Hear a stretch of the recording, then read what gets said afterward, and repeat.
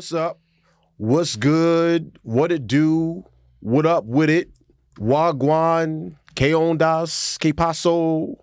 However you say it from wherever you're from, thank you again for being with us. This is Steve, one half of the podcasting team here.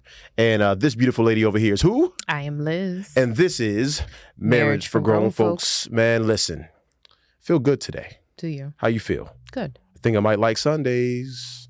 I feel free. It. I feel liberated on Sundays. Okay. Yeah. How you doing over there? Good. Okay. Yeah. Hey, the lasagna was really. I can't wait to get back home. That lasagna was kind of hitting. So it's Sunday. It's Sunday, right? Cook the Sunday meal. Mm-hmm. Y'all done ate. Mm-hmm. Everybody's eating. Right. And we're recording. And we're recording. This might be a problem. We'll see. We'll see how it goes. I don't know. The We'll see. lasagna was good. Thank I'm kind of looking forward to getting home to it. And the chocolate cake you made last night. Was with love. I knew if I had done both on the same day, Yeah. I would have fumbled one or the other. Know to thine own self be true. Yes. Know yourself. Mm-hmm. Know yourself. So, what's going on? Anything worth speaking of? How's your weekend? We went on a nice bike ride yesterday. That was cool. Yeah, it was nice. We probably won't be able to go today, but that's Probably okay. not. Right. I'm good. Been thinking about my grandma lately, so I wore Let me see her it. bracelet that she gave me. I didn't know she gave that to you. She did some years ago. Mm. So yeah, I've been wearing it. Very nice. Yeah. Very nice. Very nice. Happy thoughts though. Right. Good stuff. Mm-hmm. Interesting. Where you go for grief. Because now you have something to compare it to. Yep. That's interesting. Yeah. But like, subscribe, comment, drop us a note. As my father likes to say, drop us a note. Mm-hmm. Give us some feedback. TikTok, Facebook, IG, Apple Music. I'm sorry, Apple. Yeah. Spotify, iTunes, right? Spotify. All right. Check us out. Hit that like button. It means something. All right. So Ready? let's get it. Temp check. Tim Chag, what you got, champ? Okay, I'm gonna ask 3 questions. Mhm. Quick answers, okay? Sure. If you could have a lifetime supply of anything, what would it be? A lifetime supply of anything, where would it be? What would it be? What? Yeah. You've asked this in a different capacity, but you know where I'm going with it. Mhm. I would ask for endless supply of time. Time. Yeah, Correct. endless Same. supply of time. Same. I think you can do so much with time when you understand its value Mhm. and when you understand purpose. Right. Yeah, because some people are so depressed, and so more time to them wouldn't help them. Right. Right. How about you? Time. It would have been time. Time. Same. Yeah. When I read the question, I immediately was like, time. Duh. Duh. Mm-hmm. Right. Yeah. Yeah. Number 2. Yep. Totally different topic. Unpopular food opinion.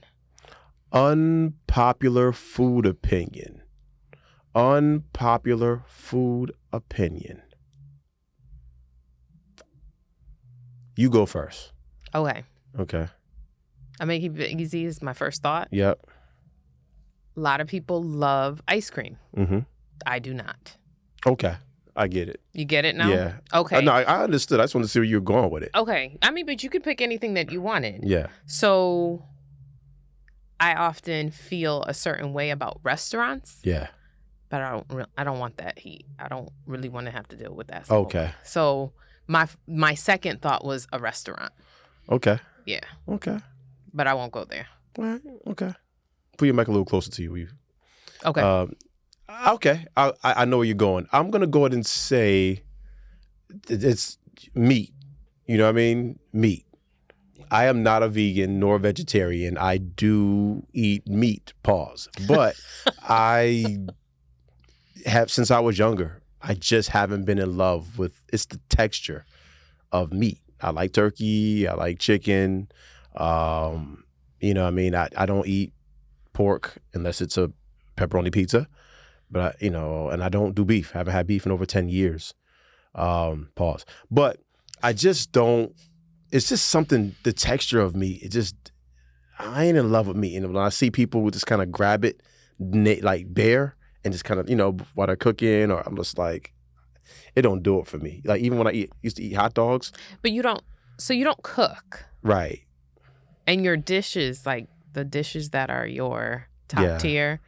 I only have 2 dishes. It's okay, dear. I can take it. It's fine, right? But neither of them have protein in them. This is true. So I can add protein to one of them. But you just doing us solids. You're not even like taking care. Like it's not. That's not even your expertise. And so I didn't think of this when I was thinking of this question for you. But I can totally see. You know how there's like the men that grill and they love their smokers and all of those other.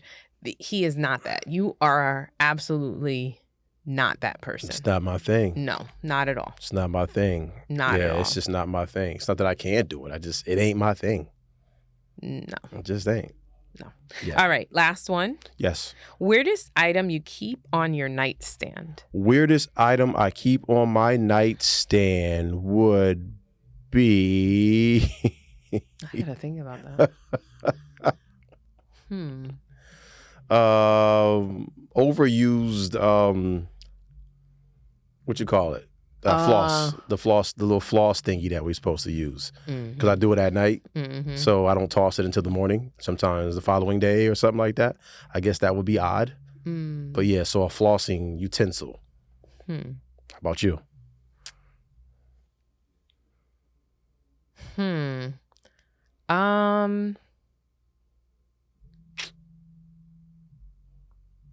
I keep I don't know. I don't know if this is weird. Like I keep sunglasses on my nightstand. Right. I don't know. Is that weird? I don't think that's weird. Okay. Listen, how many other people's homes have I been in looking at their nightstands? Right. I should have thought about, well, I should have had it on. Yeah, I don't know. I keep mouthwash on the nightstand. Is that? I don't think it is. Okay. Just is what it is. I don't think so. Yeah, I keep things like breath mints and mouthwash and sunglasses on my nightstand. I try to keep it orderly. I don't know. I understand. I guess weirdest is subjective, so there's that. Right. You're right. Yeah, there you go. Weird is subjective. All right. Weird is subjective. I guess. Fair. Okay. What you got? What are you listening to right now? What am I listening to? I was excited about this part. I think I've come to the conclusion. I've been in my early 2000s bag, R&B specific. I think that the 90s was our epicenter and our holy grail. You know what I mean? 90s R&B. And sometimes we don't speak specifically to what part of the 90s, but I think our love for or preference also has to do when you're coming of age.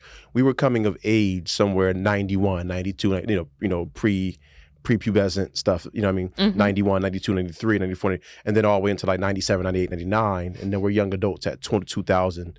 There's something about the 2000s, the early 2000s, like 2000 to like 2005, maybe even 6. Okay. That the R&B still had the essence of the 90s. I'm starting to realize, and I'm like, I'm not really, really mad at that. Okay. So I'm gonna go ahead and say I've been doing that.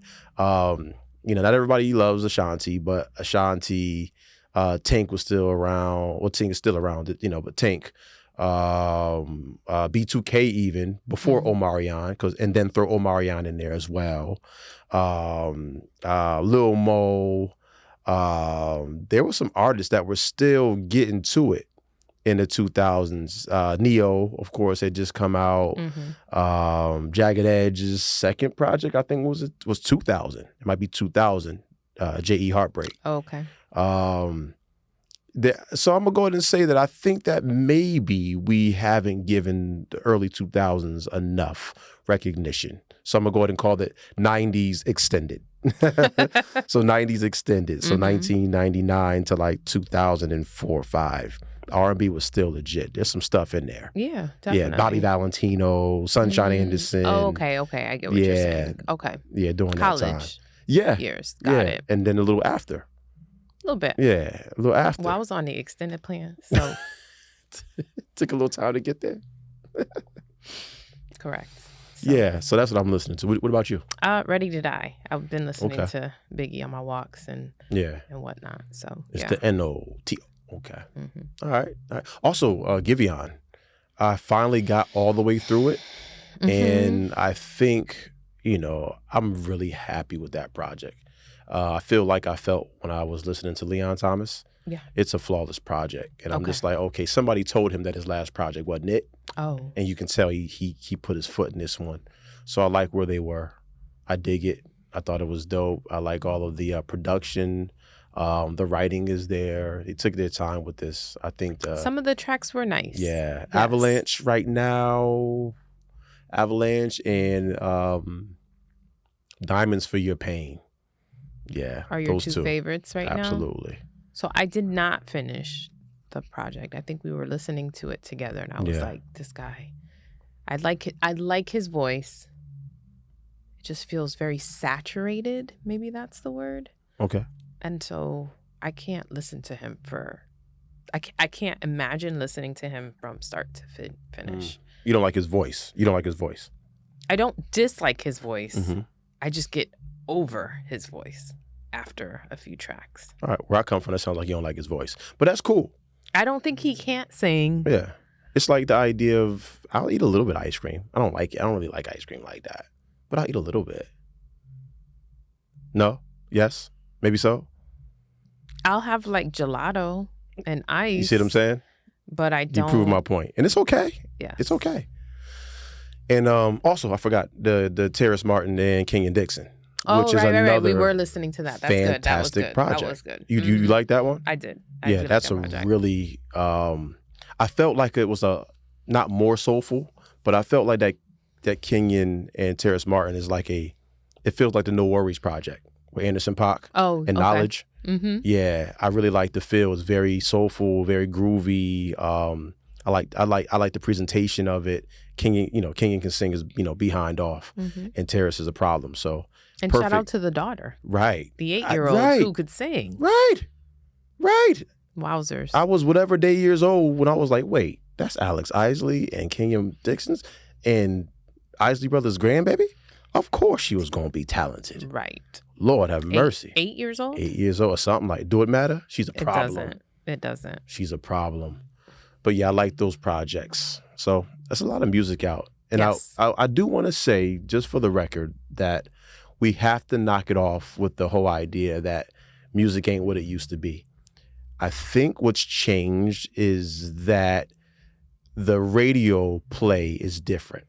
So the music that we used to listen to, R&B, was what the radio was also playing at the time that we loved it. That helped the R&B and hip hop that we loved during the 90s golden era is what what was on the radio. Mm-hmm. Some of it.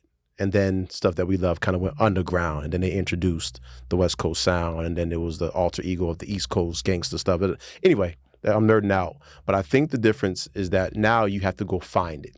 So once you find out what your thing is, what you like, what your vibe is, what your ear likes, you have to go get it and just recognize that it may not be mainstream radio.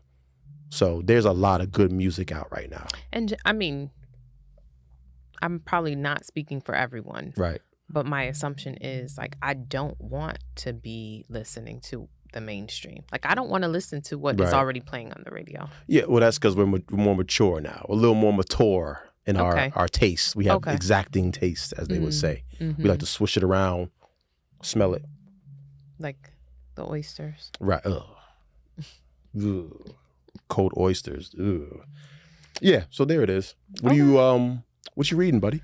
Okay, so I just finished a book today. Mm-hmm. It's a novel by Amy Stewart. It's another thriller. It's called Death at a Party.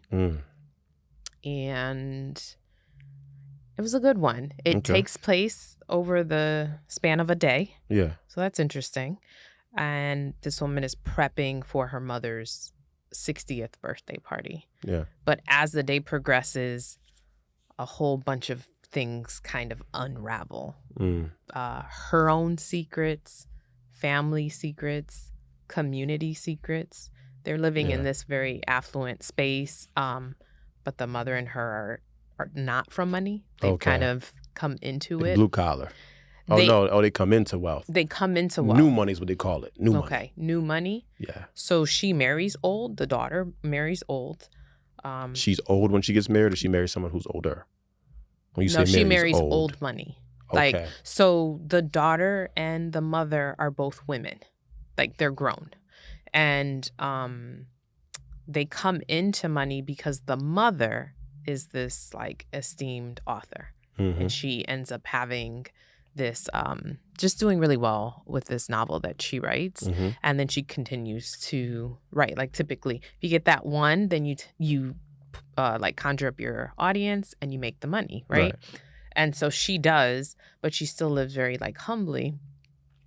But the daughter is, like, married into wealth, and they married. So she marries into this community. Her mother, she and her are very close, she stays in the vicinity, and then all of these different, like, secrets start to unravel. I get it. It was pretty good. It was a pretty good book. It took me the course of, like, a day and a half to finish, and I didn't know how it was going to end. So even though the title says A Death at a Party. Right. So there's that. Very cool. Yeah. What's the name of the author again? Amy Stewart. And what's the name of the book again? A Death at a Party. Awesome. Yes. You know, at some point there'll be a bunch of people listening to these podcasts, and they're going to want to listen to these things. Okay. And you know, when the author is doing well, we don't want any credit. We just want you to know that we care about you. Yeah. You know what I mean? I think it's important to cite your source. Correct. You know what I mean? Works cited. Annotated bibliographies. Remember all of those when we were younger? Oh, yeah. Those sucked. I taught those classes. Yeah, buddy. I mean, they were good. Yeah. They were fun. So for me, talk about it. There it is. Once again, boom, boom, boom. Don't cover his name. Right, don't cover. Oh, my bad. Make sure I get his name in there. Mm-hmm. Larry Love. I'll just hold it there for a second. 1,000, 2, 1,000, 3, 1,000. All right. Get the book. As I talked to you about this, I think I mentioned that I really love how some of these series on Hulu and Netflix are speaking specifically to certain places in the country. Mm-hmm. Mo, Palestinian brother from Houston, and how he's, you know, kind of like trying to get his visa, taking him and his mother trying to get their visa, or the family trying to get their visas. And, you know, they're talking about Houston and him being Palestinian. It's specific. I like that. Or when Issa Rae talked about, you know, Inglewood and View Park and Windsor Hills, specific. Mm-hmm. You know, well, this, although it's not a series, it's Hartford.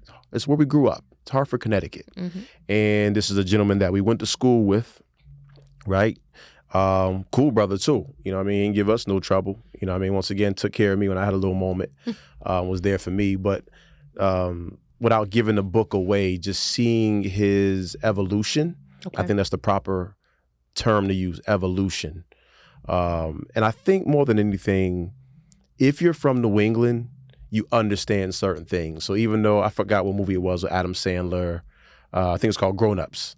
And they have the Hartford Whalers hat on, and it's him, Chris Rock. Mm-hmm. You know, so they're talking specifically about New England. So we know the smell, we can see it when we watch it. And if you're not from there, you get to learn about it. But this book specifically is talking about the streets of Hartford. Not East Hartford, West Hartford, Danbury, none of that. He's talking about the streets that we walked, took buses on. He's talking about people that we went to school with. He's talking about certain issues that we have. You know, we've got a serious crime rate. You know what I mean? Violence is rampant. We had them early gang wars in the early 90s and gun violence, and just trying to, you know, maneuver around these things. Maybe not as much as you, but for me, you know what I mean? So it's really nice, if that's the word I'm going to use, to hear someone speak about a certain specific place and the beauty that is Hartford, Connecticut, but also the ugliness that is Hartford, specifically the violence, right? You know, but that we were able to maneuver around and actually help make us, the aggression, you know, the dope dealing, you know, just the streets, the smells, you know, it being cold. He mentions all these things, and to see him, you know, he talks about so many different things that he's done in his life, different businesses that he's tried to propel and get off the ground, different entities. And, I'm like, if I'd have stayed home, these would have been things that I would have been subscribing to, not the violent part, but as an entrepreneurial minded person, these are things that I would have been doing as well. Mm-hmm. And he itemized and articulated so beautifully some of the pitfalls that are involved with said enterprises. Got it. So I dig that. I think it's a fantastic book. Even if you're not from Hartford, Connecticut, what I mean? People think that Hartford, if you don't know anything about Connecticut, they think that we're all there. But there's a great wealth disparity, in Hartford, Connecticut, one of the greatest wealth disparities in the country because it's so tiny. So in Hartford, Connecticut, you can literally get on a bike or walk into extreme poverty and then walk 3 miles to great wealth. Old money. Old money, just like that. Mm-hmm. And, all the things that come along living in that world are detailed specifically in this book. And I appreciate it. Okay. I appreciate it. Cool. Yeah. I'm looking forward to reading it as well. Yeah. Pretty dope. Yes. Once again. Shout out to Larry. There it is. Healing culture. There it is. Healing culture. Got to heal. Got to get right. Yes. Yes and yes and yes. All right. Why are you looking at me? It's my turn? It's your turn. Oh. Knock it off. Say it again, ma'am. Knock it off. Knock it off. I get to turn into a crotchety old man as my wife deems me from time to time. Yep. What y'all don't know is that I've been an old crotchety man since I was like 7 years old. You got a 7-year-old old He could be a crotchety old man too. Ain't that crazy? No. I wonder where he gets it from. Ha! Watch your mouth, Rama. That's my boy. That's my boy. Tell him how you feel. Tell him how you feel, son. All right. So, knock it off. Knock it off. All right. If you're a human, you go in the stores, you go in the restaurants, right? And they have these debit or credit machines. Years ago, you just swiped your card. Remember, you just swipe your card and put your number in, or swipe your card for credit and it said approved or, declined if you were in a bad spot. Okay. Well, now there are prompts. Would you like to donate this? Would you like to leave a tip? Would you like to do this? And I'm like, bro, I'm just trying to pay for my food or for the things that I just bought or the services. Knock it off. I don't want to have all of these different prompts. You go to a gas station now. Would you like a receipt? What's your address? Are you a Vons member? Would you like a car wash? No, I just want to get my gas. Knock it off. Let me pay for my gas and go home. All right. Now, specifically, I'm talking a couple of days ago. I think I was going to put some air in my tire. Okay. Right. Going to put some air in my tire. And I said, let me wash my car as well. I still had some film on my car from getting my car fixed. So I said, let me wash the car. Right. And then generally speaking, the one that we go to, Alliance. Yes. On La Brea. On La Brea, they give you free air, when you do that. So I'm doing both. But I noticed. Wait, they give you free air? Yeah. If you get what you call it, if you do a car wash? Yeah. Just pull right up. Just pull right up to it. It'll pop right on for you. Really? They take care of you. Absolutely. Yep. Or if you ask for it, but don't worry about it. They won't let you pay. Don't worry about it. I've paid before. Caught you slipping. Okay. Sorry. Yeah. Go ahead. With the car wash, you paid. No, never with the car wash, you will get a free 3, 4, 5 minutes of air. Okay. Yeah. So remember that for next time. Got it. Yeah. But specifically, I wasn't in a haste. I wasn't in a rush. But nonetheless, I had other things that I was trying to do. So I get there, I get the car washed, and, put some air in there. But both times I noticed, hey, man, I just want to pay for my stuff. And I wanted to say it through the, they got the big plastic thing. You know what I mean? The bulletproof thing they got. I was like, yo, knock it off, bro. I just paid for something. I paid my sales tax, my California state tax. Let me go on about my business. But I had to answer a bunch of prompts. Put this in. Do you want this? Do you want to donate? I don't want to donate nothing. If I did, I would go to the website and I would do it. Exactly. Right? Leave me alone. Then you walk right out the door. You go ahead and you push the thing for your tire, and then for the car wash. Then the car wash had multiple prompts. And I was like, bro, it's the new machines, it's the new wave, knock it off. Just allow people to pay for what they want to pay for and go about their business. Leave us alone. Right. Knock it off. I've already talked about this in regards to restaurants and places like that. You know what I mean? Your belly's full, you had good conversation, you might want to use the restroom, you got to get to your car and all of this stuff. And, you give the card. Well, could you fill out the survey? Could you give us some feedback? Do you want a tip? I expect a tip. Got it.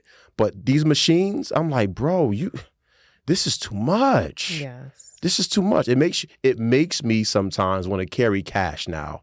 So when I pay, I can just, at a restaurant, just drop it in a tip and just walk away. You know what I mean? Just, I'm all set. But these additional prompts on these machines are going too far. Knock it off. The financial folks would tell you should be traveling with cash. Okay. And alleviating some of that stuff. So maybe you need to lean into your inkling. Lean into my inkling? Your inkling. Traveling? When you say traveling, you mean like just walking around? Yeah, you should. Do not touch my pocket money. Do not send me. You hand it off to your daughter and I don't carry cash. Remember I told you that cash? But anyway, knock it off. That's knock it off for the day. Remember I told you that the more I see money now, the weirder it looks to me? Yes. Like money just looks weird now because I'm like, oh, you still do that? That dirty, filthy. Like carrying it? Yeah, but my issue is when you carry money, you tend to spend the additional money that you have. So if you break 100, you're going to spend 100. I tend to carry money and then use my card.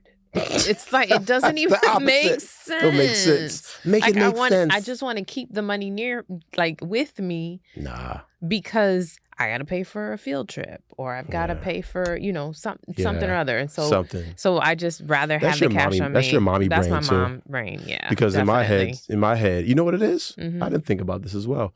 I no longer carry a wallet. Oh, yeah. So there's nowhere to even put cash but in my pocket. And I tend to forget stuff. And your guy at the shop, he made it very clear that you carry way too much stuff. Straight up and down. Yeah. Straight up and down. He was like, man, you got to catch up. Can I tell you, I'm not, Knock It Off is not my segment by any means, but the Spectrum people yesterday, I was so frustrated. I'm listening to my book, doing a couple quick shop for dinner today. Yeah. And they stopped me in the grocery store and they're like, hey, do you want to see about your deals or whatever through Spectrum? I know who you're talking about. Okay. Yo, I chump them dudes all the time. So typically I do too. And that's what so typically they're just got their little table set up or whatever. Yeah. And I'm like, I'm with Spectrum and I keep it moving. Well, this particular time, they're in the back of the store, not at the front. They must have got moved. They must have moved them. Wasn't the same grocery store. Okay. So give you that. They're in the back, and I was like, "Oh, I'm with them. I'm already with you all. I have accounts. I'm good. I'm not interested." Yeah. So I'm now looking for the orange juice, but she now is tapping me because I wasn't listening. I was listening to my book. What? And so she taps me, and I said, "I have Spectrum. I'm good." And she's like, "Yeah. Well, how much are you paying for it?" So I'm like, "I don't know, $80 or something. Something like that." Yeah. So she's like, well, give me your address. Now she's hooked me. Because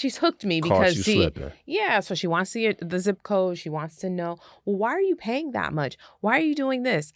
They looked us up, but I think she looked us up because she wanted to know whether or not I was lying. Because if I were lying, then she could potentially get a sale. But you know what? Check your spam box. I bet you got something coming. I didn't remember. So I didn't give an email or anything. It was just our area code. Yep. And then from there it was, well, what's your address? So then I said it. I was like, I'm with Spectrum. But by that point, I'm like, I'm too far in. I should have just kept walking. Welcome to another episode of Slipping. Today's contestant. And then they wanted us to change. They wanted us to change our service. Not from Spectrum. Exactly. Not from Spectrum, but you're paying too much. Let's look into some other plans. I was like, I'm good. I'm straight. I'm so good. So anyway, not my segment by any means, but I did want to say that because that was the first time that I ever said, no, I'm with Spectrum. And they kept pushing. That's wild. It was. That is wild. Now I'm going to act like I don't hear them altogether. Yeah. Not even. Just say, I'm all set, bro. No, thank don't you. follow up. No, thank you. I'm serious. Yo, don't follow up. I'm good. Yeah. But I hope you get your numbers. I'm not the guy. And they can feel it. They can feel it. Mm-hmm. They can feel it. Like, knock it off. For real. I'm going to say knock it off. Yeah. If you have to, take your space. I should be allowed to shop in peace. Yes. Yes. Knock it off. You know, I'll be trying to save a couple dollars, though, too. Okay. All right. Okay. So we have, we always talk about something here. Once again, we talk about something. We try to make it, fun relatable for you guys, relatable. Once again, we do not want to be the podcast that only responds to what's happening in the world. You know what I mean? That's so reactive. We like to be proactive. And once again, when you're married, you're talking to a specific group of people, and want to make sure we connect. You know what I mean? That we know you go through stuff too. Yes. So today we're talking about long distance relationships. Yes. All right. Now, not everyone has probably experienced one, but a lot of people have, and many don't live to tell the story. We have. We have. And on many occasions. Yes, we have. You know what I mean? So we're going to talk about that, and have some fun, and hopefully we help. Once again, edutainment. All right. So let me set the stage, if you will. We've been together for a lot of years, long time. And 3 years into our marriage, maybe 3 years, 3.5 years into our marriage. Some background. If you don't know us, you don't know me. Yes, rewind. Yeah, let's go back because context matters. It's like when I be talking about that's probably next week of Knock It Off. Scripture being thrown out of context drives me crazy. Just throwing scripture out there with no context. Correct. Context matters, man. It does. It makes the scripture even stronger. Anyway, that's maybe next week. For context, I played basketball overseas for about 7 years. So I pursued that dream for about 7 years. Felt like 7 to 10. I made no money.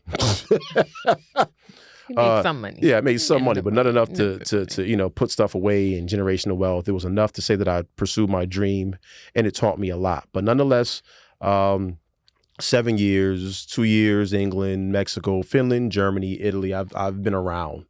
Signed a couple of contracts. Estonia, they kicked me out of there real quick. Thank you for getting me home, by the way. And while doing that, my final tour of duty, if you will, was in England. And that was in 2010. So I was 30 years old, 29, 30 years old, but still at the height of my game. But more importantly, a married man with a newborn child. She was a year. She was a year old. And I opted to go over there. So I won't get into details until later, but I opted to go one more year over there. For the first time in my basketball career, I was actually chasing money. I know it sounds crazy, but believe it or not, there were some of us who actually dreamed it for real, and the money really wasn't a thing. But this time it was. I was still fairly strong, quick, on top of my game, and I was sick of working a 9 to 5. It was so not me. And I hadn't quite crossed the entrepreneurial bridge yet. So I opted to give it a shot. And I had a deal in Peru that I was flirting with, and I also had a team in lower division Italy. That I was flirting with. And the idea was to, how LeBron said, take my talents this out. No, I'm joking. But I was trying to put together some money so that my family could potentially travel with me. I could make some money, some legitimate money for a couple of years. We could put a really cool experience on our resume and get on back home, because we already weren't in love with the idea of the United States anyway. We had already talked about that. So that was the idea. But I left, and all of those things fell apart. So here I am trying to fulfill this contract, make a couple dollars, get my family over there, and it wasn't happening. And that constitutes a long distance relationship. I left my wife and newborn daughter back in West Hartford, Connecticut, and went to pursue this final year. And that's how we arrived at this particular stance that we're going to share with you. Right. If you will, ma'am. So, okay. So there's a couple of things we can talk about. Yeah. So initially, I would say that we both were on the same page in regards to this is where we're going to go together. Yeah. So we're going to head over to England together, which is the visa process is just ridiculous. Oh. It's extraneous. Yeah, it's ridiculous. It doesn't make sense. But it does make sense in hindsight. Mm-hmm. Again, we were 29, 30 years old, very young in the big scheme of things. And so the assumption, like a lot of assumptions that we made at that time, right, was like, just do it. We'll figure it out. No big deal, right? We're good at that. We're good at just being oblivious, you know? And so we had planned to head over there, but we kept getting denied. Our visa for the family kept getting denied. When we were told it should be nothing. It should be nothing. Fairly easy. Because the requirements is like the schooling. So what level of schooling do you have at that time? Master's degree. Fine. Yep. The other level is like savings. That was a problem. Right. How much savings do you have? How much savings do you have? Because ultimately, right, like countries don't want you to go over to their country and need to use their forms of support for like their county. As a 45-year-old man, it makes sense now. It makes sense now. It makes sense. Even as I'm like rehashing it, I'm like, oh, yeah. So we were just naive in respect to that. Yeah. But we were going there with you in plans to work as well as play ball and work. And like, just give me those numbers and I'll teach over there. It was really... We had something working. It felt like this is easy. If all had come to fruition, if it had all come to fruition or come together the way it was supposed to, I would have been playing for the club team with that little check. I would have been coaching. How would you stop? Don't call it little. It would have been what it was. Plus the coaching. And then they identified me as a good referee. I become a certified FIBA referee. So I would have had those three things coming in. I also had the potential to buy a business. I remember. Right. There was a friend of the club that was moving on and was willing to. Not the consulate, but she worked somewhere that England basketball. Oh, okay. Yeah, she was about to start working for England basketball at the time.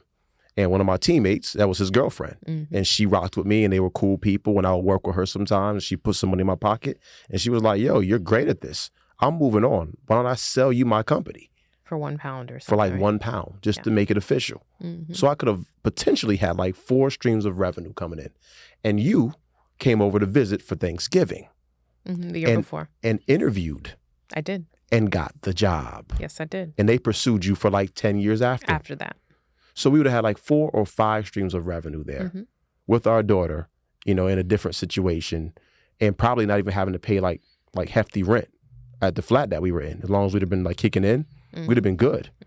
So for all intents and purposes, we could have really put some money away, with the living expenses being acknowledged. Right. We could have really put some cash away and came back home in 2 or 3 years with a nice nest egg. Or not. Right? Because we are who we are. We are who we are. Yes. Okay. I do remember that. So there's the context. But it never worked out for us. Didn't work out. So here I am, over there, playing ball, getting some numbers, which the irony of it was that my final year was my best year statistically, right? The irony of it. But we went through it. So I'm just going to ask you a couple of questions and we'll just let it evolve from there. Okay. I think I sent you some notes as well. Yes. But how did people how did I feel? How did you feel? Okay. I can talk about how I feel. I can talk about other people too. So initially when I thought that we were going sorry. I can talk about other people too. I talk about other people too. That's funny. Cuz listen, this is real here. Okay. So initially I was excited. Yeah. I was ready to leave. I was always ready to go. Now that I look at it, I don't want to throw you off because I know your it's okay. Your it's ADD okay. sometimes kicks in. If I throw a little curveball to throw you off. Our initial conversation when we began talking when we were 14 and you 13 years old, one of those initial conversations, we talked about our desire to get free. Yes. To go somewhere else. I did not want to be. We love our beautiful city of Hartford, Connecticut, but we had already talked about it. I don't like the cold. Right. We were there. We were already there. Like when we get old enough, we out of here, bro. Yes. And I mean, it sounds so odd that the cold would have such a huge impact. We paid our debt. But I, even at that young age, was like, I don't want to do this. But nobody else that I knew was ever leaving. And so it didn't not make sense. It just didn't feel like something that I could do with my own footing. Mm-hmm. That I was going to need a partner to do this with, whether it was romantic or not. So, okay. You was getting up out of there. I wanted to leave. I knew that I wanted to leave. And there were a lot of people there that I loved, but it wasn't for me. And I knew that. Right. Okay. So I give you that context to then say, when you, even if we take it back a little bit further, when you were traveling and we were not married, there was a piece of me that often wanted to be in those places as well. With you, or just, I just want to see the world. I just want to see other things. I recognize that this small bubble of a space that we were in was not a true depiction of the life that I wanted to live. So I knew that. So now we're being presented with that idea and now we're not dating, we're married. Now so we're married, right? So it's now we're world. past dating stage. Now we're married, and I was excited about it and scared, and scared. Like, what if we can't find work? Women are always going to think about the things that we need, money, and absolutely. I need my friendships. How are those things going to work? Having family around, even, those are all footing and rooting and all of that other stuff. So those things were important. But overall, if you ask me, I was excited about it. So then when the visa was denied for the second time, there was disappointment. Now here's the thing. I forgot that we applied twice. We applied twice. And it was a no. And then it was a no again. So my thought initially was, okay, so we're not going. But that wasn't what happened. Mm-hmm. You ended up going. Right. And it was a hard year. Man, let's talk about some of those hard parts of the year. All right. How do we communicate? Now, I think this is important because I'm sure people are asking, well, how did they communicate? How did they get through this? I'm nosy. I'm interested. Well, let's give it to them. How do we communicate? Well, remember, this wasn't iPhone season yet. No, there was no FaceTime. It was right there. So it was still, what you call it, time. What's the one before Zoom? Skype. Yeah, it was still Skype, and it was sketchy at times. Yes. But for the most part, remember, we had found out that you can unlock Blackberries, which is still my favorite. The Blackberry, I know I sound dated, I sound old and antiquated, but that Blackberry was everything. It was so good, right? But I had a Blackberry at the time, and I found out that you can unlock it. So I went to the hood. I went to Park Street. Went to Calil Park. There's a spot on Calil Park, and she was like, yo, I can unlock this for you. You know what I mean? And then you can use this chip. You know what I mean? You put the chip in, and you can text from anywhere. I mean, anywhere. I said, anywhere? Anywhere. So we were able to text back and forth, basically for free, with the BlackBerry, which gave us another line of communication outside of the Skype and the emails. So that was a lot better than the first time in 2003, but we weren't married yet. Right. But we were able to communicate. So there's a lot of phone cards still being used. So that phone card game was very, very strong. Yeah. But there's a 5-hour time difference. There's a 5-hour time difference. And we had a 1.5-year-old at the time, a flood of responsibilities. And so if I compare the long distance relationship in marriage to the experience that I had with you when we were dating, there is no real comparison because there was just a heavy load of responsibility that had to come from, and so to come from that process. And so even thinking about creating or establishing some day-to-day routine, it was tough to incorporate our daughter into that practice because a lot of the times when we were communicating, she was just laying around. in the bed. She was asleep. She'd be asleep by that time. Yeah. I was a new teacher, so I just finished I wasn't a new teacher, but I was new to I had just finished my master's degree in that programming and all of that. And An so accelerated program at that. the accelerated program, right? The year before. And so I was so I ended up having, because we were going to go the visa and we were going to head out overseas, I hadn't established a district position. So I ended up doing the split shift kind of thing where I was working 4 hours in the morning and then I'd work 4 hours in the afternoon. And so from 4 to about 8 o'clock, you weren't here. So I needed to find someone who was going to watch her while I could teach. Yeah.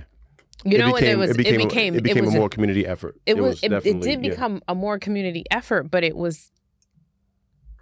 the community wasn't totally on board. And so that was really hard to attempt to navigate because when you're asking for help from family and they're being supportive, but not really, but they want to say something and talk about it. What that's called, per my therapist, that's called, you want a public spanking. They want to make sure we love you, but we want to see you we want to see you get publicly spanked because you're with this gentleman who made this decision that you chose.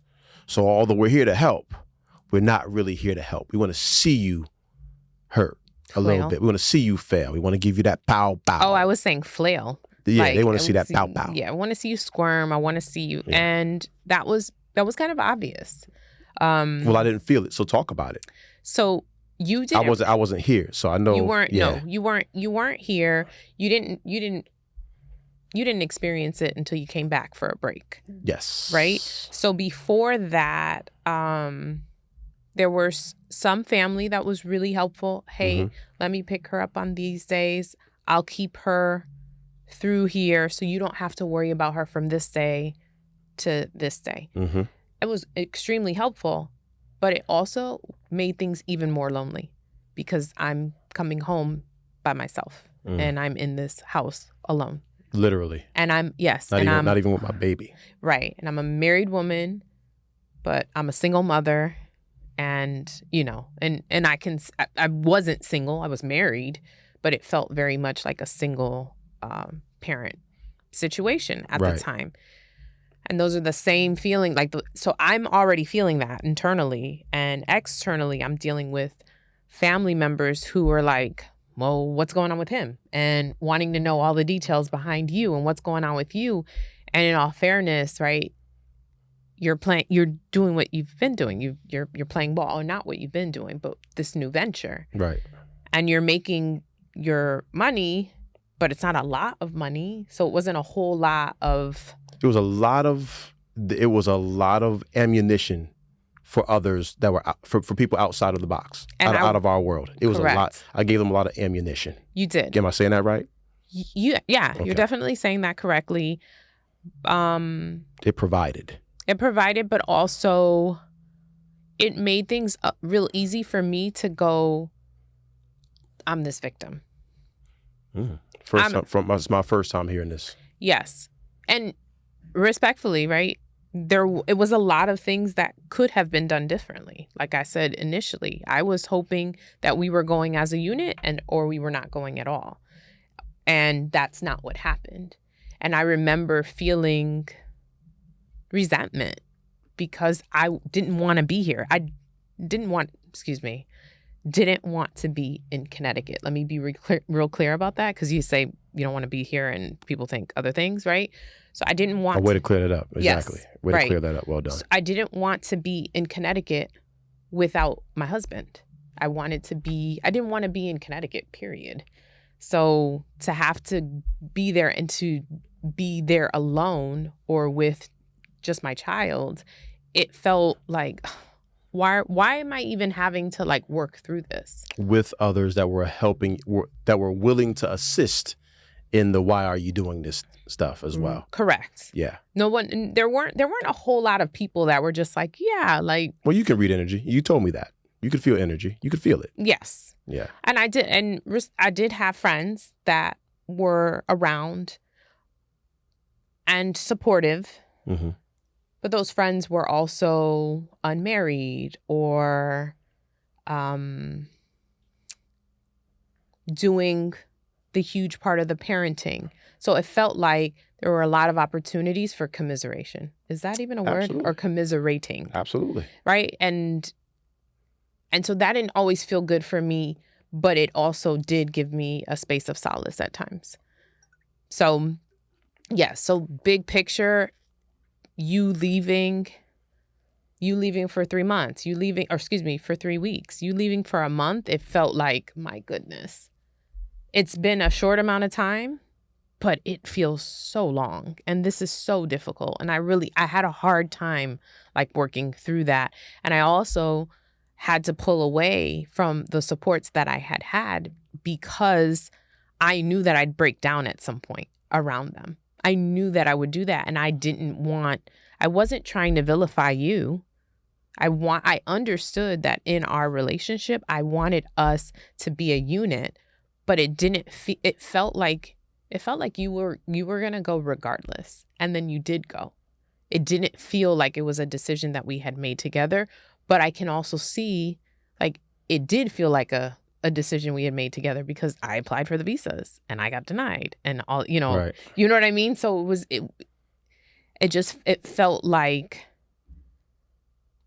30-year-old us or 29-year-old us would not, 44-year-old us, 45-year-old us would not have dealt with this scenario the same way. Well, that's why I think it's beautiful to visit it now as a 45. Correct. Having gone through it, survived it, and also matured in other areas of our life. Right. You know what I mean? To look back on it, I think is fantastic to talk about it and express how we felt, what we went through, because there's people out there, because this is a podcast, that are probably going to experience something like this.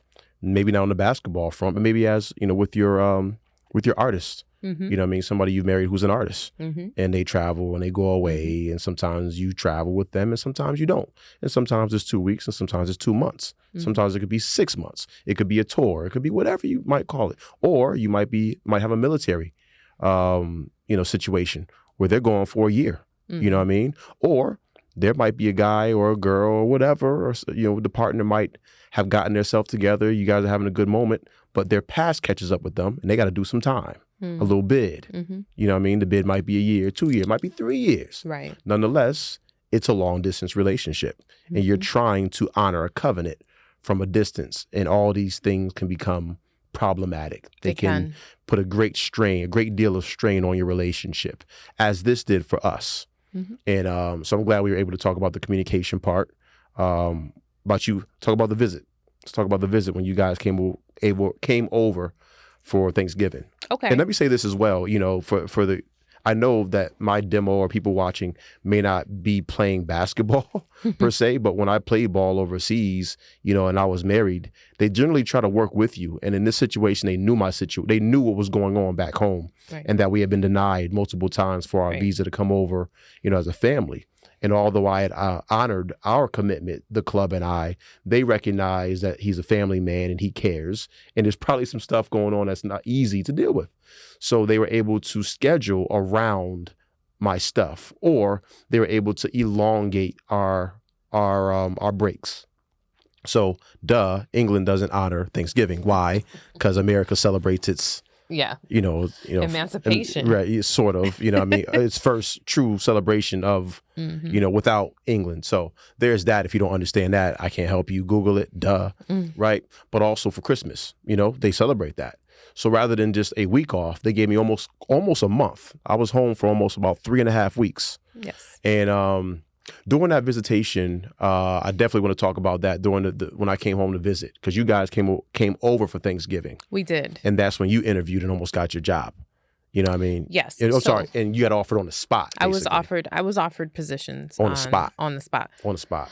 But, in the end, it was the Great Freeze. It was freezing cold when you guys came over. There was like snow, a brush of snow. It wasn't a whole lot, but it was a lot of snow, but it was really, really cold. It was cold. But I want to talk about the airport. And so just getting to the airport. So our daughter and I, we fly over. You fly into Manchester, not Stansted or Heathrow. Okay. No, we flew into Manchester. I wanted to make it as easy as we could for her. She had never flown before. Even the passport situation was craziness, because we made that decision in reaction to like, okay, so now this visa's not happening, all so that now we other gotta stuff. Now we have get to her do passport, that. but I'm not here to sign for her passport. It was Yeah. crazy having to go through the process of signing over your rights. Yeah. So that we could get a passport for her. All of those things tore at me. Yeah. Like having to go through that, and you had to do something on your end.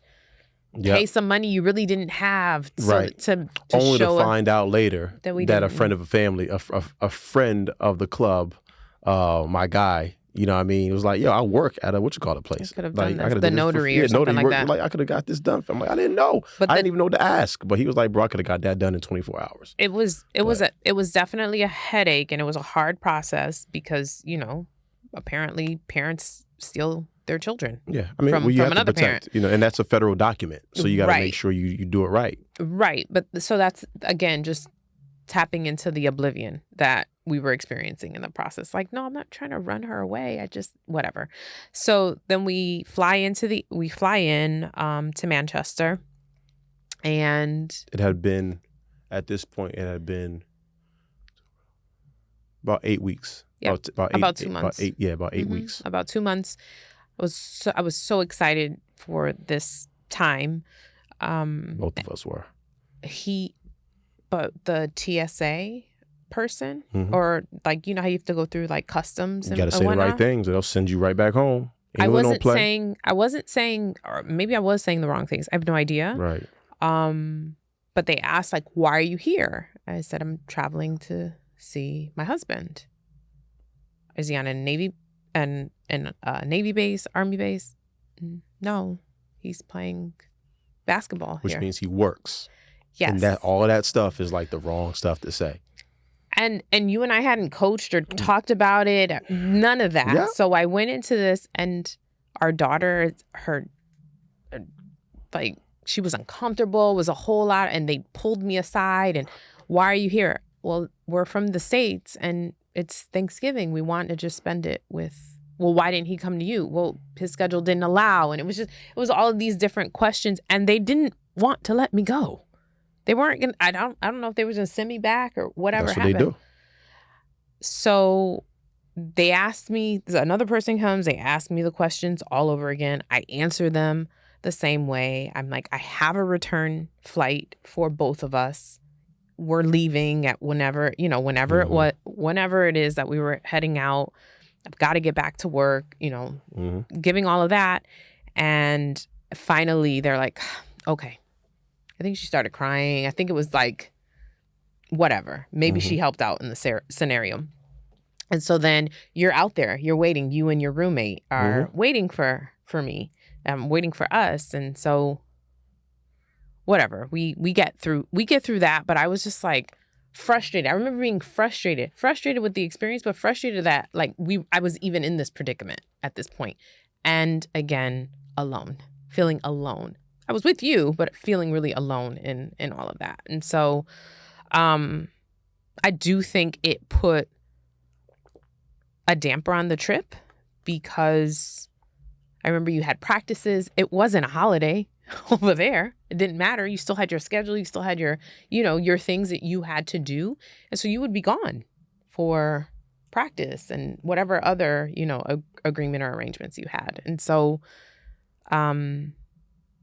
I thought we were going to have isolated time from sun up to sundown with you, and it didn't. That's not how things went. I remember you having practice on Thanksgiving and being like, really? Like, y'all got to practice again?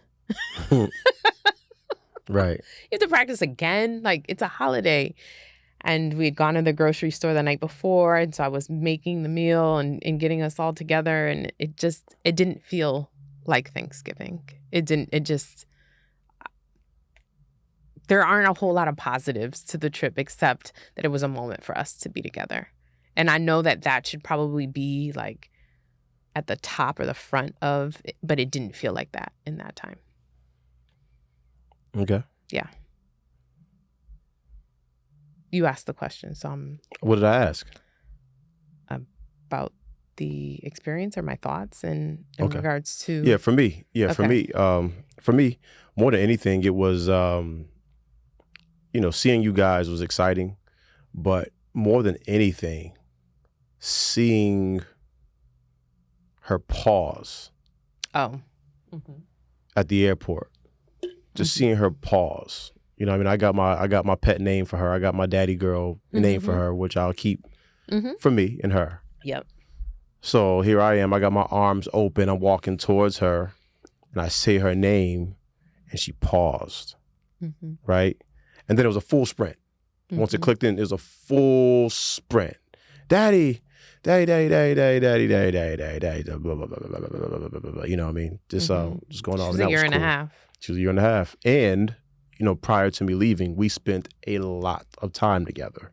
Both of us were working gigs, you know what I mean? But you were in a very competitive program for your master's, accelerated 1 year situation, not even a full year, actually. Like it was 10 months. 10 months. And so she spent a lot of time with me. So we were really connected early. And that was my baby girl. Straight up and down all the time. You know what I mean? It was about me and my girl. It was tough seeing that, but it was also so gratifying to see you guys come through, united again, having some fun. You know what I mean? I don't remember much about the trip other than like trying to take her down to sightseeing, but it was the big freeze. Everything was cold. Everything was like, so we only have one photo of her. She's bundled up like Rudy, like Rudy Huxtable. Yeah. In her snowsuit, but we still got it. You know what I mean? She came over and she was just walking, chasing the pigeons, the typical waddling, all that stuff. But I remember that, and that sucked. And then you guys left. And we knew we only had a couple of weeks until Christmas anyway. So that kind of held us down. Like, okay, we just get through the next 3 weeks. 3 weeks, and then I'll see you guys again. Right. That worked out in our, to our benefit. But when I came home, I knew that I had to get back. I knew I had to stay in rhythm. So that was a big deal for me. But it was also great to be home. But we also had in the back of our head that we knew that I was leaving again, which means it was like, we're going to rip this scab open all over again in about 3 weeks.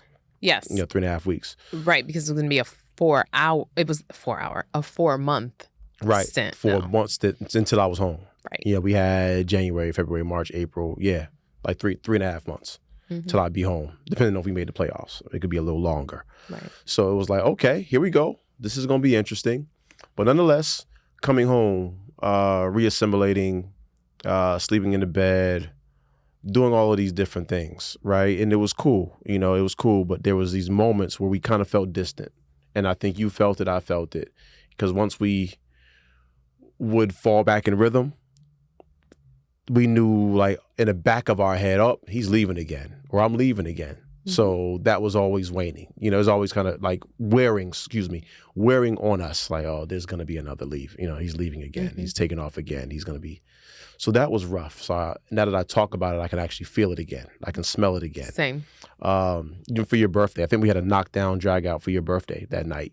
So I was turning, it was my golden birthday. You're golden. Yep. 30 is golden. When you're golden is when it's like on the day of your the day and the year that you're actually turning are the same. So it was my 30th birthday on December 30th. That's my birthday. So that's what makes it golden. It was horrible. I didn't want to be there. I didn't want to party. I was not. You weren't in a celebratory. I was not in a wonderful space. To any of our listeners who have heard us talk about moments when we considered divorce, this was one of those times. And I want to name that because, again, I didn't have a whole lot of positive things to say about Thanksgiving, the trip, outside of like being with you in the vicinity of you. But it was just conjuring up a whole lot of what I had felt were recycled feelings that I had had when we... You said that well. Thank you. When we were dating, because we did long-term dating. Long distance. Excuse me. Yes. Long distance dating as like when we weren't married. And that had always been really difficult for me. It had always, because there was always this. It was always me leaving. It was never you leaving. It was always me. No. You know what I mean? It was me. But there's a certain feeling that I get in my chest, and I felt that in when I visited for Thanksgiving. It was just a lead up. It was like, oh, there's 8 days, but those 8 days came and went, right? Yeah, like they do. Mm-hmm. And then leading up to Christmas, same thing. I think you were leaving soon after New Year's and all of that other stuff, right? We're over. But I didn't want you to go. And I knew that I didn't want you to go. And I needed to communicate to you for a lot of reasons. I was carrying the weight of the responsibilities in our home at the time. There was a lot of, like, you were making money, but there wasn't a whole lot that you could send to me to help me. And so it was me trying to juggle those things, like fend off the naysayers in the family that were not a huge support to you or to me. And, how a lot of families, they talk about as we talked about earlier. Right, like that we talked about earlier. Thank you. So having to fend all of that off, but now feeling it for myself and feeling very isolated and alone. And so then wanting to communicate with you and say like, hey, here's where we are. But we had already had that conversation enough times. And you were like, I'll be back in April. Right. I'll be back in April. And I was like, that's not good enough for me. And that's how I knew that I wasn't mature enough, or I knew that I hadn't quite figured out like what I was most frustrated with, or what I didn't get. I knew that you couldn't quite organize. I couldn't organize it. Yeah. Just like I can't organize it as I'm talking about it right now, because like I said, it's conjuring up so many different emotions. Because I immediately said to you, like, I don't want you to leave, but I don't want to be the reason that you stay here. I don't want her to be the reason that you stay here. That's not what you said. You said, I don't want to resent you. I don't want you to resent. You're right. You said, I don't want you to resent me. To resent me. Yeah, so you got to go. Yes. That was verbatim what you said. I'll never forget it because you hit me. You know what I mean? You put your hands on me. She put her hands. Look, it is what it is. We're telling a story, but we're telling a true story here. You know what I mean? My wife isn't a domestic abuser. You know what I mean? And we can't laugh it off. Seriously. I'm sorry. Somebody will at some point listen and watch this. You know what I mean? They'll be like, oh my goodness. Sorry. She put her hands on him. There's not, no, I'm telling the story. It's okay. Like, it's okay. Right. You know what I mean? We weren't up there fighting. We didn't have a history of it. You had never put your hands on me before. But in your anger and your rage, and you're trying to, figure this stuff out, you were like, yo, pow. I don't know if it was open hand, if it was whatever. I don't even remember it. But either way, you were like, yo, I don't want you to resent me, bro. Like, I don't want you to resent me. So you got to go back. You know what I mean? Which is, to me, one of the, what's the word I'm looking for? One of the defining moments of our relationship, you know what I mean, is that, because I'll never forget that. Because I had said, too, like, if this is where we go on with it, you know what I mean, and this is how you feel, and we're talking about divorce or separation, then I'm just not going to go back. You know what I mean? I'm like, if that's ultimately what we're going to do, that's cool. And then you retorted with, hey, bro, I don't want you to resent me. I don't want to be living with that. I can't be married to a dude feeling that way. And you also express, I don't dream the way you dream. I don't quite understand that. So you were like, I'm acknowledging that I don't dream this way. This is your thing. This is your burden to carry. You know what I mean? I don't know what's truly on your heart. I know you love us. I know you love me, but I don't want you to resent me. So you got to go back. You know what I mean? But we're not doing this again. You know what I mean? And that's kind of where we left it. It was very, very, emotions were running high that night. But I remember that moment. So I remember that moment. So I did leave, and I went back and fulfilled my, my obligations, and we, continued on, and we would talk and phone cards, and I would send money home when I could. And sometimes you would go off, well, not go off, but you would express yourself because you were allowed to. Like, hey, I got to get it off. I just got to say it. You're my husband. But there's also other things that you were dealing with at the time, too, that I remember. And I was like, wow. I remember thinking to myself, okay, I am somewhere that she's not, and she's somewhere that I'm not. And I think whether we were home together or me, because remember, I worked for a couple of years before I left. I remember thinking to myself, will this be a problem later? You know what I mean? I'm talking about this how many years later? 20 years later? But I just remember saying like, oh man, where are we going to be in 5 or 10 years? I hadn't thought that far. In our marriage? No, in our just who we are, like in our workspace. Oh. Like I'm like, where are we? You know what I mean? We got married. For some people, it's late, but for us, it was, we were still young. We were 26, 25. But I just remember thinking like, man, where are we in that regards? And that was stuff that was starting to pop in my mind. But what I want to give, one last thing too, one last thing, or I'll get to it later, but let me talk about this. Okay. When I tell the story to people who are aspiring to play ball overseas and I talk about the things that could potentially happen, I also tell the story, freely, because talking about it and being honest about it, it's something that happens more often than none regarding playing ball overseas. And as I articulated earlier, there's people who have artists, and musicians and, military and that are people who are doing bids or in prison. There's different ways these things can happen. These long distance relationships can happen. And you've committed to each other. You both want to be together forever in your hearts and you love each other. But then these things happen. So ultimately what we're talking about is the dream. Right? When one partner in a relationship has a certain type, they dream a certain way and that's just who they are. Those dreams just don't die. So it's how you negotiate it. You know what I mean? It's how you navigate it. It's how you get through it. It's how it's because it's something that's inside of you. And if you're a dreamer, you just know what it is. If you're not a dreamer, then you'll never understand. Right? Somehow or another, we survived that. But when I felt the true gravity of it, it wasn't just the moment that we had, in that room before I left. It was the Skype call. Remember the Skype call? Mm-hmm. Right? So if you see her getting emotional, this is a real thing. She's wearing this thing. But, and I won't pander her to do, that's not what we do, but it was something that you truly wear. Of course I love my wife. Of course we had already kind of toughed and thugged through some time with me leaving, playing college ball and blah, blah, blah, pre-marriage. But we're Skyping one night and you guys are in the basement. At my parents' house. Yep, at your parents' house. And baby girl was kind of doing the child thing. You know what I mean? She just, they kind of like, roll around your back. She's just around, touching stuff, just there. She would respond to me. You know what I mean? She was, hey, Dad, she would say hi. What are you doing? And she would say whatever she was saying. But I remember wholeheartedly, and I'll get past the story too, because I know you're struggling with it.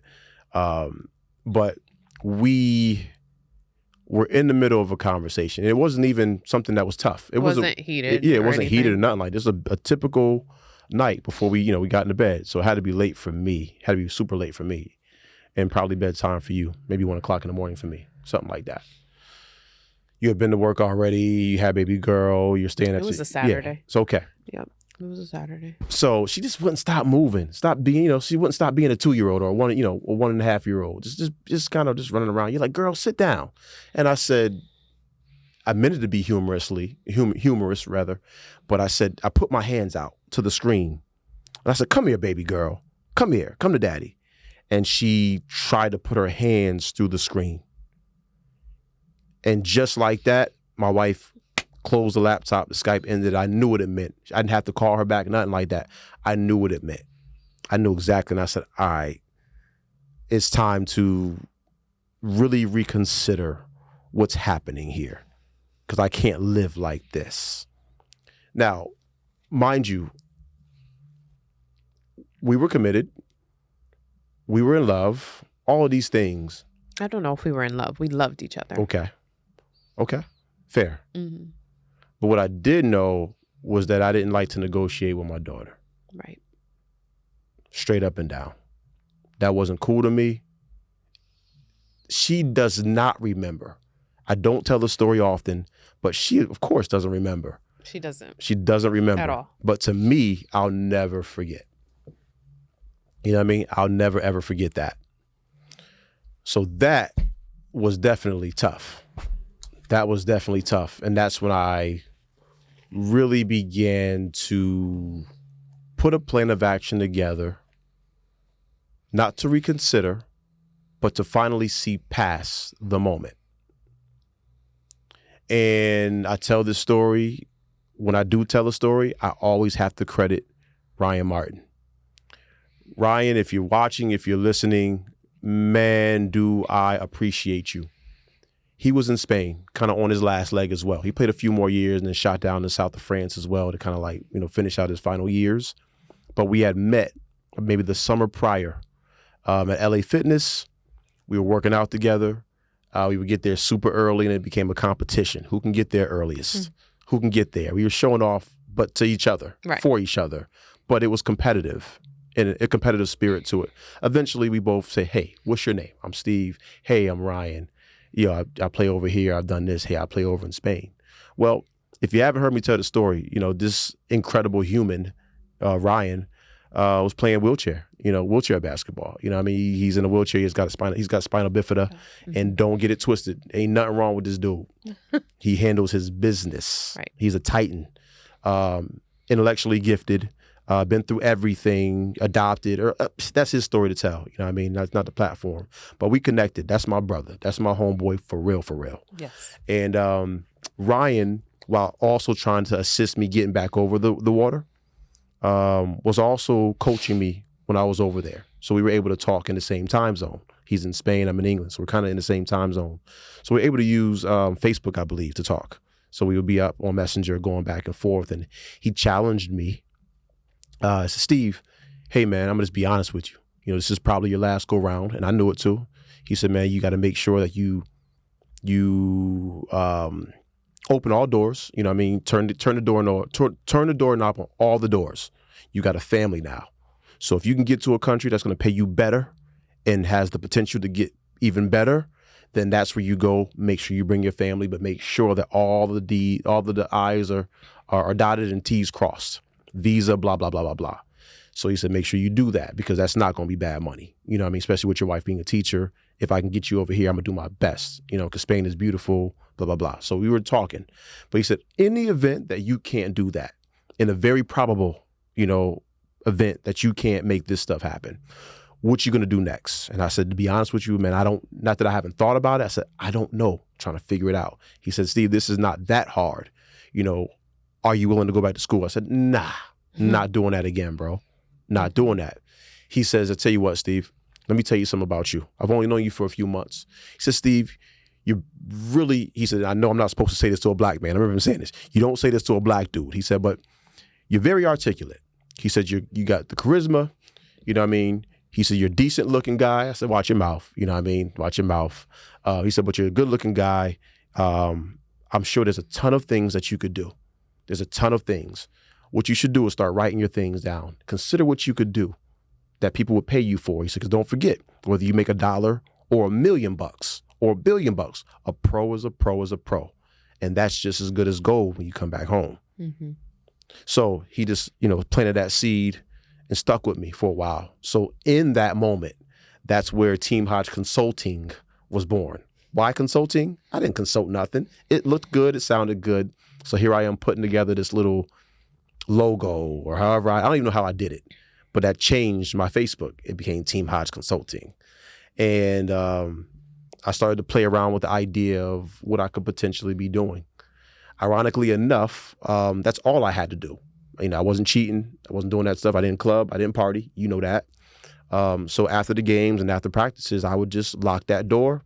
I would eat my food, watch my basketball, and I would stay up pretty much all night long, just contemplating, thinking of ideas, following up on some things. And I said, all right, when the season was almost over, there was an opportunity with that Italian team.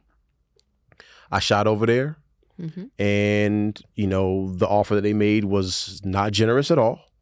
And I was sober now. I'm not 23 years old. I cannot live off this, and I cannot have my family and my wife and my daughter living on this type of money and living with these 21-year-old kids.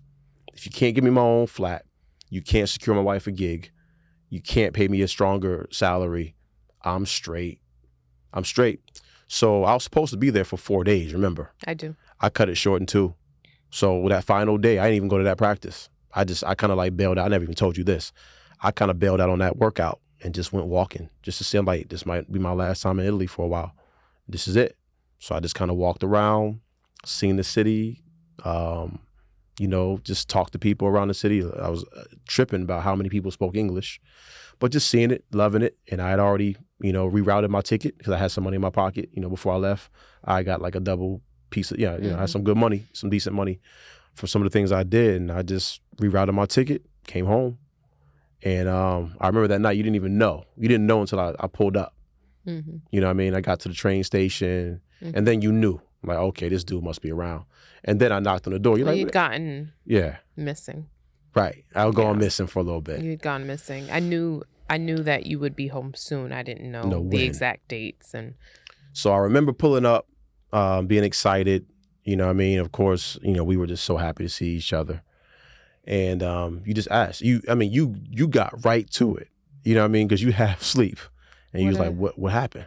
Oh. And I was like, fam, I didn't sign. I'm not looking.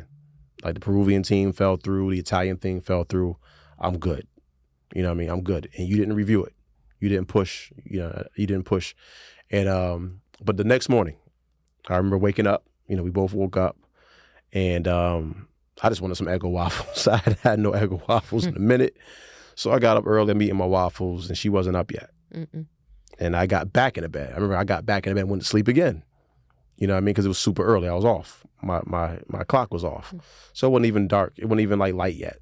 But I got up, then went back to sleep, as I said. And I woke up and heard her, kind of stepping and moving. And I heard them feet hit the ground. I heard them little pitter patter hit the ground. So I acted like I was asleep. And she walked in and you were like, you want to see who's here? And she's looking, and I remember she pulled the cover back, and I acted like I was asleep. And she walked back out of the room, and I was like, oh no, like, she forgot about me. Mm-mm.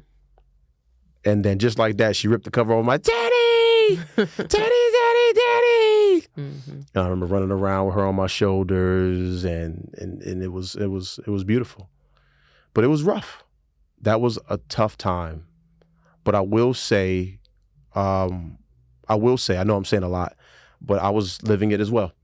But what I do know is, as much pain as it caused you and as much turmoil as we were in the moment, as we were living it in real time, what was birthed out of that time in that room, alone, away from the country, away from my family, was exactly what we're living now.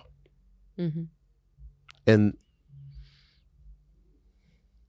there's no rules on God. That's the perfection of him.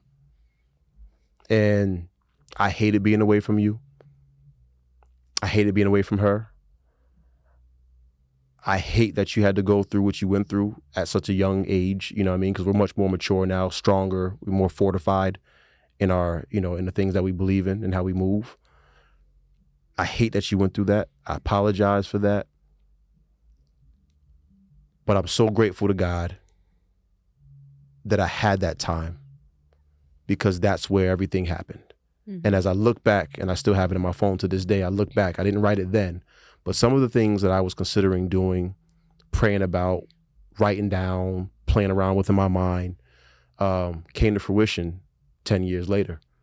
And although we're in LA now, I don't know if it would have happened if I was still in that rat race that we were in Connecticut. Mm-hmm. So, we're telling this story. Some of you will say I'm the worst guy in the world, and that's fine.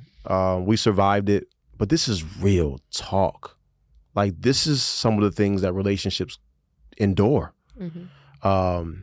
These are some of the obstacles that people talk about. And then, when I think about it, sometimes it's like, till death do us part, richer for poor, sickness and health.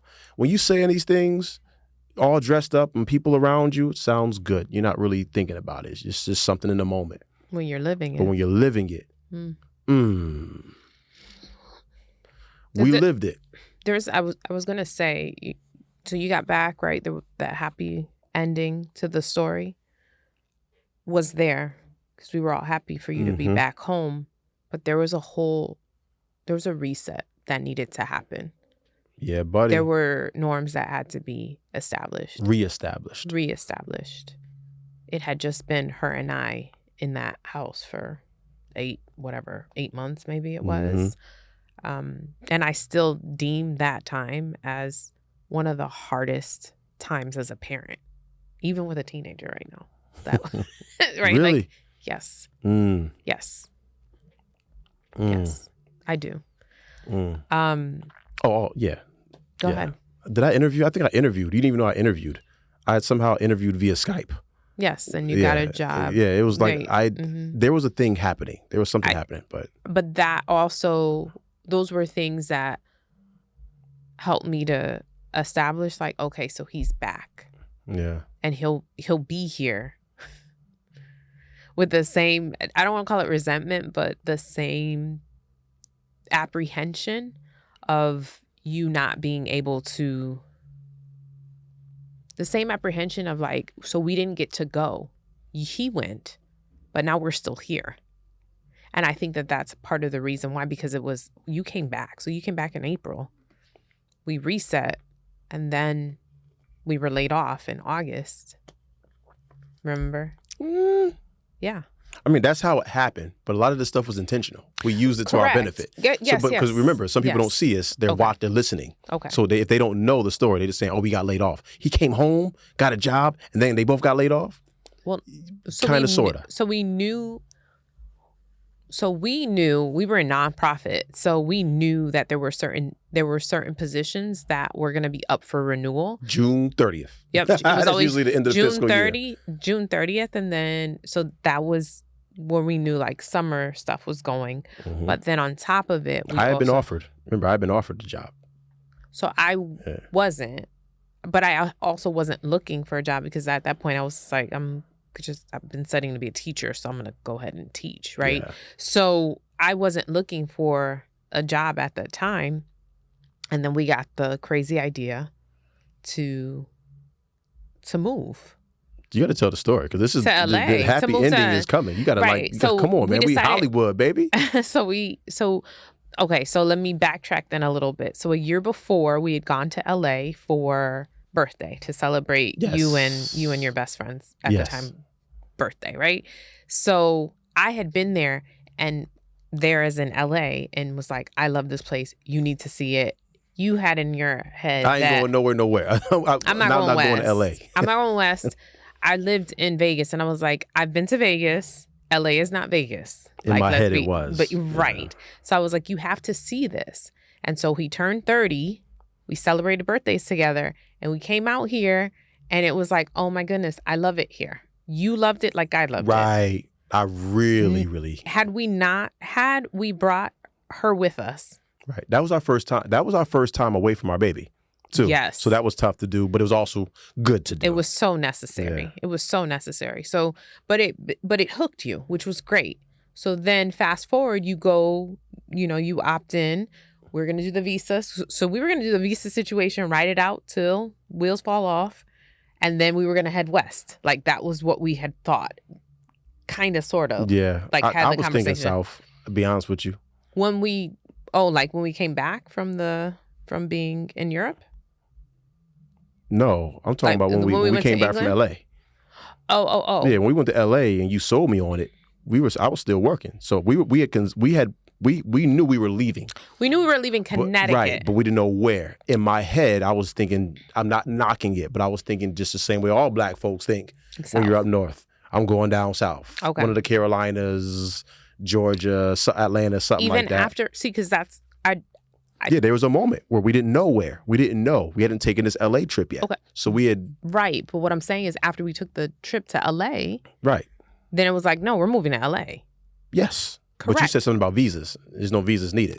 No. What I'm saying to you is, we knew in visa world, when we were getting ready to like prepare to get visas to be in England, that we were going to stay in England for however long. But if we came back from England, we weren't going to stay in Connecticut very long. We knew that we were going to relocate. You went back. Remember, when people are listening, they can't. So you were there, and then you went back for a second to England. We were back in the States and talking about how we were moving, how we were going to move now. We're back. We working. You know what I mean? We were intentionally laid off. So I went backwards because we took the trip to LA a year before we applied for visas. Really? Yes. That was before? She was not a year old when we went. It was the year before. That's why I'm saying it. You're right. You're right. Okay. You're right. Okay. That was before. In my head, it was after. After. It wasn't. So it was before. We went, we took the trip, we my both loved it. Timology was off. It's okay. So then we were like, okay, well, we're going to get the visa. We're going to do this. It's just postponing what we got planned. Okay. So basically, we're going to go, we'll be there for as long as we're going to be. And then when we land back in the States, we're going to head west. So we knew that. Yep. So now that didn't work out the way we needed it to. You get back in April. So we knew, okay, now we need to come up with a plan to stack our money, however it is we need to stack our money, so that we can then head west in September. Because we knew that both of our positions were on a timeline. Yep. And so that was the plan. And so with that, because we had the commonality, like we had the game plan set, we understood what the plan was on both ends. Yep. We then were like, okay, bet. Take this check, put it away. Yep. Take a piece of this, go get yourself something nice. Because there had been so much sacrifice that year. So it was like, but I mean, that still hasn't changed. You still make me you still tell me, go get something nice. I don't go get stuff nice. Right. I like Air Jordans. Yep. I like Air Jordans. Yep. And like T-shirts that say Run DMC and like all my favorite hip hop. That's what I like. And cargo or slacks from H&M. Right. And that's it. It's not that deep. You know what I mean? I consider myself fly, but it ain't that. I'm not a nuanced dresser. I don't have to have Gucci, Fendi, Prada on to be fly. I'm probably at H&M. You know what I mean? I'm probably at H&M. I'm probably ordering. Or the other store. What's it? Express. Yeah, Express, H&M. Express or the Asian one. Streetwear, Lifewear. Yeah, it ain't that deep. You know what I mean? Yeah. Got it. So that. And we got a Dodge. And we did. But in that, there was a lot of redoing. There was a lot of reestablishing. There was a lot of apologies, I would say. You apologized often, I think, with what you said, with how you moved. You were different. You moved different. You don't always communicate, and you did communicate a little bit more and better. I'm doing this is what I'm thinking. And you would like talk through those things that we do normally now that weren't happening, because there also was an understanding that you were a dreamer, and that's not going to change who you are. The difference is now that dreamer has changed, or the language has changed now. It's not dreamer, it's entrepreneur, or I'm building this now. And so when we talk in other episodes we've shared, where you're like, I don't think you believed in me, or you didn't. Well, some of today probably gives some context to where that was and why, those things panned out the way they had. Right. Yeah. Right. So the timology, because my wife, she's giving you timology, but she's also mixing with her feelings and her emotions, which is good. So you need to hear that and see that in real time. So all that stuff is happening. But the timeline is she's working her gig. I'm working at the Connecticut Science Center. Yep. Working at the Connecticut Science Center, specifically the Hurricane Katrina exhibit. For some reason, they always put me in the Hurricane Katrina exhibit. And as I'm working the Hurricane Katrina exhibit from 9 a.m. till 3 p.m. or whatever Most it was, days, except Wednesdays. Making literally no money. And the degree got my hospitality degree got me more money than other positions, which was crazy to me. Wild and crazy. Which was crazy. But long story short, I was like Andy Dufresne. Like, if you don't know what Andy Dufresne is, you haven't seen Shawshank Redemption. I'm basically Andy Dufresne working at the Connecticut Science Center, and although I'm biding your time, biding my time. Very charismatic, talking to the people, the kids, and even the people that were there. I was helping them move in their dreams. Like, you need to be doing this. I'm serious. Mm-hmm. There was a couple of people that was like, I need to get out of here, Steve. What am I doing? I'm like, do this, do that. But I'm just walking the halls, walking my exhibit, talking to people. And like Andy Dufresne would like dump out the little rock, the little pebbles to bring back to his cell so he could whatever. Chip away. I was chipping away. And I was thinking to myself, literally, just like in my head, get here, this, that. Matter of fact, I remember running into Calil Cowherd. Remember Calil Cowherd? I do. I loved Colin, Colin at the time. He was Connecticut based at the time. Yeah. And I remember like seeing him, he's there with his son. And I remember Colin coming in, I'm telling him, I'm moving, I want to do this. I want to do that with sports. I've been playing professional basketball and I can do this. And he was like, look, I think you can do whatever you want to do. He was like, but I think, what you want to do probably requires you to go west. Ironically enough, that's where we were going. Anyway. And I was like, I'm thinking about going to LA. He said, well, I'll meet you there. Only to find out that sooner than later, he would actually end up in LA. Moving to LA. I think they moved to LA. I could be wrong. But I remember that moment. But I spent my time just really trying to put stuff together. So you're right. The dream never went away. No. It just changed into entrepreneurship. And, come September, we got rid of our apartment. Yep. We sold our furniture for the most part. Everything sold a vehicle. Yes. Everything except stuff. Yep. I got in that Malibu. Yes. You know what I mean? Shout out to Karan, who helped us get that apartment in North Hollywood. Helped us with that. We took a little bit of money that we had. I hopped on the freeway, cleared out everything. Our 401. Cleared out everything. Ks, all the things. Put the big screen TV in the front seat and all of our clothes in the back. Yes. And I think I did, I don't know, Pennsylvania to West Virginia, So you were supposed to take 3 days to get to LA. How long did it take you? A little longer than 2 days. I was moving and lying to my wife about stopping and getting hotels. I was going to trailer stops, to rest stops, and taking naps, locking the door, eating bad food, had my J. Cole and Wale CDs, and I would call her and tell her I'm in a hotel. I'd be sleeping for like 3 hours and get up and be rolling. So I think it was like, I don't know, is it Pennsylvania to West Virginia to, I think it's Michigan. I don't remember. There's so many routes to do it. I think it might have been the tip of Michigan, then you get Michigan to, I don't know, eventually you get to like Illinois, and then Illinois takes you to Utah. No, not Utah. So Colorado, Utah, Arizona, California. I probably missed a few states. Yeah. Wyoming. If you went West Virginia, then you didn't hit Illinois. I know. So I definitely hit Illinois. I remember that I was in traffic listening to their radio. I was listening to radio shows in every state. Okay. And by the time I got here, it was on. Y'all came 2 weeks later, right? We did. And there it is. We'll tell the rest of the story in the book. Yeah. Coming soon. Right. So common challenges in a long distance relationship. Oh, you want to sum it up? We just said it, but yeah, we said a bunch of things. Communication. Outside of an inability to really communicate. You can't see each other outside of planned times, which is exciting and then heart crushing in the same breath. Different time zones make it harder to feel like there's connection. You might be concerned about trust versus insecurities that you may have with your partner. So, even in a marriage, there might be that if that's what y'all are dealing with, right? Yep. Outside forces, outside factors. Yes. Sometimes it's family. Sometimes it's your friends. Most of the time it's family.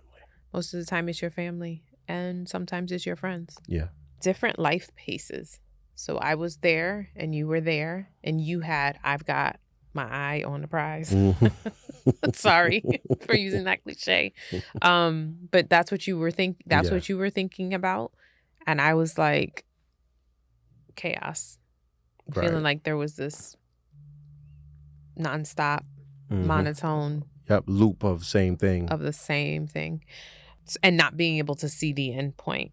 Financial and time strain, obviously. That happens and then uncertainty about your future. Yeah. And I never thought that we would really go through with a divorce, but I did believe that there would be a separation. I didn't ever think that we would really sign papers and not be together. Yeah, and not be together. But I do know, when you're even thinking about that, it's tough to have to sit and negotiate. So anyway, having that uncertainty, is he gonna lose it? Right. Or am I going to lose Or it? right. Who's going to lose it first? First, yeah. Yeah. So thinking about some of the challenges, and we talked about so many of them when we were talking about our situation, what are some ways that we manage that? And so I've got a list. So you set up systems for communication. We did that. Skype was our friend. Yep. Calling cards were our friend. We tried to sync our time so that we could, have conversations as a family. Yeah. Share everyday life. That really wasn't happening for us. Technology is not the same as it was via then. Communication. We were sharing everyday life. But like over the phone. What I'm saying is like it's so much more advanced now. It makes it a little bit easier. Technology makes it easier. Yes. You can just FaceTime your and I'll meet you at the restaurant. Yep. WhatsApp. Yep. All that stuff. Yeah. Yep. Plan visits and future steps. Mm-hmm. So I'm gonna see you in July. You come out in August. Yeah. In September, let's talk about either you moving here or me moving there. Yep. I get it. No pressure, y'all, but just saying. Mm-hmm. And then being able to stay independent. And I think that this was something that I had to learn in the relationship. Yeah. And I think we've talked about it in other episodes, right? Understanding that because you are you and you have big ideas and you aspire to do a lot of things, and I may aspire to do one or two things while you've got like a load of 10 that you're wanting to do, that you've got to be able to do that because you are you and I am me. And so being able to be our own entities and stay inside of the entity, inside of our marriage is really what helps us, because then there's no one like over relying on the other person to fill some void. Red flags in long distance relationships. So let's talk about some red flags, because sometimes folks are in relationships and they're long distance and they probably shouldn't be in them. Ooh. And we didn't talk a whole lot about that because our long distance relationship was what it was. Right. But maybe if we were talking about long distance relationships when we were dating and not married, maybe then we would have caught some red flags. Maybe then we could have named them. Okay. Let's get it. Red flags, uneven effort. Ooh. Okay. Uneven effort. Mm-hmm. Avoiding the future talk. Ooh. Okay. Mm-hmm. Frequent arguments, misunderstandings, that sometimes can look like control, jealousy, or potentially anxiety that you're having because of the insecurities in the relationship. Immaturities. Ooh. Okay. Mm-hmm. And then a visit imbalance. Ooh. So I'm always seeing you. You're not, Ooh. Yeah, those are red flags. I got some green flags. What about the unavailability? You didn't say that. Can I add that? Go for it. I'd imagine that if someone is not being faithful, their availability might be a little sketchy. Mm-hmm. More than usual.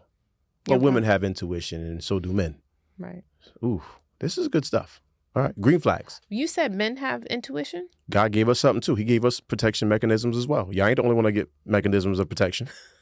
I'm not saying that you don't, but God takes care of us too. He loves us too. I don't think that he doesn't. Let me be clear. But typically, like, men don't get the title of like the intuition. It's a woman's intuition. Well, you and I talk about this all the time as well. There's media, TV, books, literature, old tales. This stuff is like embedded into us. We're conditioned to think these things. Okay. But people have intuition. They have got gut feelings. It's called women's intuition. And for men, it's called going with your gut. You know what I mean? But there's stuff that God protects you when you know you're being done dirty. Fair. Listen to it, y'all. Yeah, listen to it. Listen to that intuition, the gut, whatever you are, whatever your gender. It might be gas, but it might be something else. Yep. Yeah, that was a good one. Okay, so green flags. Green flags. Balanced, serious talks. With regular talks. With like light conversation as well. Everything is not we gotta talk. Oh, we need to talk. Yeah. We need to talk. Yeah. It's not. Yeah, blow some bubbles and always throw rocks. Right. Exactly. Yeah. Okay. Shared long-term plan. For me, I translate that as like, what's the end date to this long-distance relationship? Ooh. Yeah. I dig it. Let's not cut this out if you have to cut it out. But let us not get into relationships with people who are serving like life terms. Why would you cut that out? Why would that? We're here, edutainment. This Correct. entertainment. The idea of a long-term relationship with someone who's incarcerated is a real thing. But is it a healthy thing? I'm not judging. I'm just asking, is it a healthy thing? It is not. It's not normal, but is it healthy? No. And that's all you saying. You ain't got to lie, Craig. I'm telling the truth, y'all. If you riding something out, and they not getting out, do some work on yourself. There's something going on with you. Therapy. Whew. Just check in with your people. All right.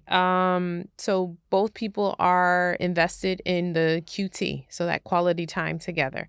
They're both invested in the June, July, the August. You come, I come, and then we figure out like what we're doing. Yeah. Okay. And then when we're dealing with conflict, it's managed in a way that feels connected. It feels empathetic. It feels, one of the red flags that we had said was when they don't want to talk about it. We don't want to have this conversation. I'm tired of you like trying to control me from far. I'm tired of that. You didn't want me to explain it, but right? Like so when you're having these conversations, these tough conversations, it's managed with care. It's that conflict is being addressed. I hear you. I'm with you. Here's how we can resolve it. And vice versa, right? Those are green flags. And then also having that mutual emotional support. So being able to really like, hey, I had a really bad day today. Yeah. All right, well, some people may have the desire to like have wine. Okay, well, you grab your wine, I'll grab my wine. Let's have this conversation. Right. And we just kind of wind down together. It sounds like you're taking the show on the road, but being more intentional about it, if that makes sense. Yes. So when I say taking the show on the road, I mean the relationship that you guys are both invested in from a distance. You are subscribing to the same ideology, but being more vigorously intent about it because you have to go above and beyond to make it work because I won't use the word abnormal because it happens all the time, but it's tougher. It's more difficult. It puts more strain on the relationship. There's more potential for things to go wrong. Take the show on the road. Exactly. And there are people, there's people who are dealing with long distance relationships and are functioning right. It's their normal. In it. This is a normal. I can name a couple people that I know, so it's feasible. It's just not for us. At this point, it would sound crazy.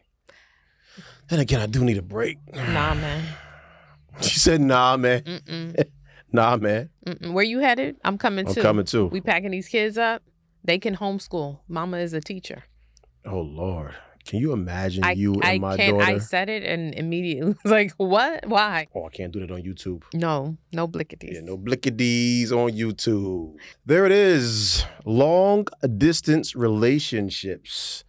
Good luck with it. We're not